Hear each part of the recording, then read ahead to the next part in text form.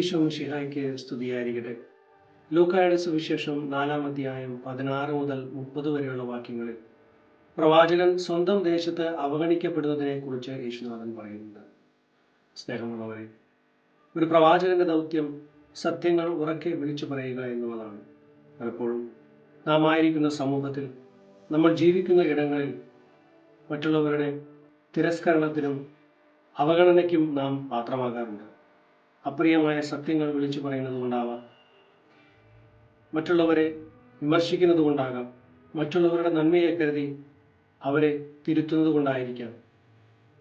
പ്രിയമുള്ളവരെ, സത്യങ്ങൾ സത്യമായി തന്നെ വിളിച്ചു പറയുവാനുള്ള മനസ്സ് നമുക്കുണ്ടാവട്ടെ.